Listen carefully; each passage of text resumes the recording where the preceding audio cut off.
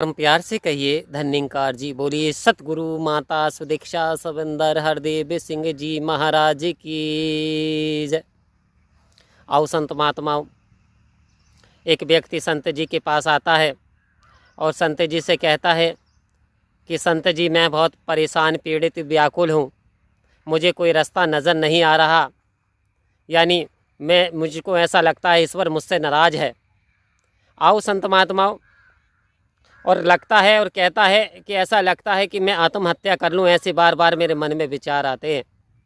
तो आओ संत महात्माओं, हीरा जन्म ये सतगुरु ने दिया, ये निरंकार की कृपा हुई, लेकिन अभी इसका मोल नहीं समझ पाया था। इंसान बहुत पीड़ित परेशान था। तो उसने कहा, संतों ने कहा कि भाई ये जो हमारी एक वस्तु हम तुझे दे रहे हैं, उन्होंने एक पारस पथरी निकाल करके दी।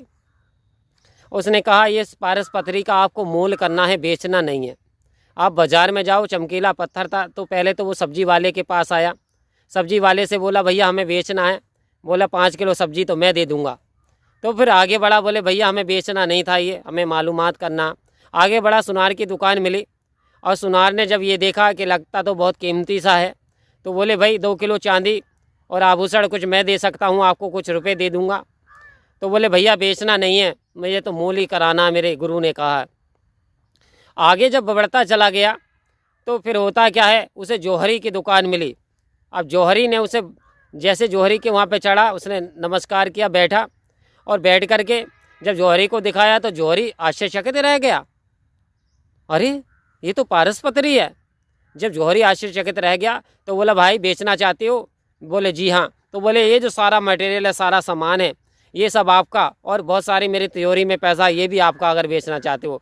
तो वो बोला भाई साहब मुझे इसका मूल्य आंकना था, केवल मुझे बेचना नहीं है, क्योंकि मेरे गुरु ने कहा इसे बेचना नहीं है। आओ संत महात्माओं, वापस आ जाता है महात्मा जी के पास, और महात्मा जी से कहता अरे इसकी तो बहुत बड़ी कीमत है, इसकी बहुत बड़ी कीमत है, वो तो इतने रुपए देने के लिए तैयार था, तो आपने मेरी समस्या का समाधान नहीं किया। तो वो कहते अभी भी बात समझ में नहीं आई। ये जीवन जो है परमात्मा की अमूल्य देन है, इसकी कोई कीमत नहीं है, बेशकीमती है। एक एक सांस इंसान की लाखों लाखों रुपए की सांसें हैं, लेकिन इंसान करता क्या है, ज़रा सी तकलीफ़ होने में भी क्या होता है, यानी परमात्मा को दोष देना शुरू कर देता, अपने आप को अवहेलना देना शुरू कर देता है, अपने आप को निराश कर लेता है। जबकि यदि हम देखें, हमारे दोनों पैर सही होते हैं, और यदि ऐसे इंसान को देखें जो कि एक पैर से विकलांग होता है या दोनों पैरों से विकलांग होता है, लेकिन फिर भी वो शुक्रिया अदा करता है, फिर भी बड़ी खुशी के साथ जीता है। और एक हम होते हैं कि हमारे दोनों हाथ होते हैं, कितने कीमती हैं। आओ संत महात्माओं, ये हाथ भी करोड़ों करोड़ों के हैं, तो हम किसी न किसी तरीके से ईश्वर का धन्यवाद दे सकते हैं, यदि हम देना चाहें। तो आज सतगुरु कह रहे हैं कि माया मरे ना मन मरे, मर मर गए शरीर, आशा तिसड़ा ना मरी, कह गए दास कबीर। आओ संत महात्माओं, ईश्वर हमें कितना ही दे दे, लेकिन हमारी प्यास बुझने वाली नहीं है। प्यास कब बुझती है?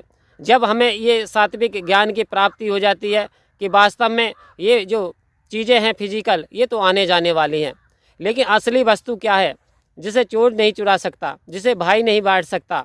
आओ संत महात्माओं, कह रहे ये जो ज्ञान है, ये जो ज्ञान है, ये जो निरंकार की ज्योति है, जब इसकी आत्मा का साक्षात्कार परमात्मा से संत महात्मा जब हो जाता है, और पता चलता है कि जिस धन के खातिर तू मानव उठ उठ दौड़ लगाता था, सतगुरु यदि कृपा करे तो वो स्वयं चला आता है। आओ संत महात्माओं, यदि हम निरंकार से प्रार्थना करें, विनती करें, गुजारिश करें, तो वास्तव में जिस वस्तु के पीछे हम भाग रहे हैं, ये तो स्वयं ऑटोमेटिक संतों के पीछे भागती है। तो कृपा करो, दया करो, हर पल इसका शुक्रिया अदा करते रहो, जीवन बेशकीमती है। आओ संत महात्माओं, हम शिकवे शिकायत में ना गंवा दें, क्योंकि बड़ा एक एक सांस बड़ी कीमती है।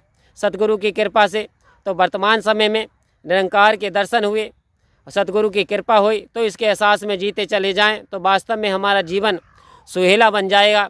वास्तव में सारी दुनियावी चीज़ें एक तरफ फीकी पड़ जाती हैं, जब ये निरंकार की सत्ता स्थापित हो जाती है और मन में पूरी तरीके से नूरानियत आ जाती है। तो प्यारी साथ संगत जी, इसका गुणगान गाते हुए जीवन को जिएंगे, तो परम प्यार से बोलिए धन्यंकार।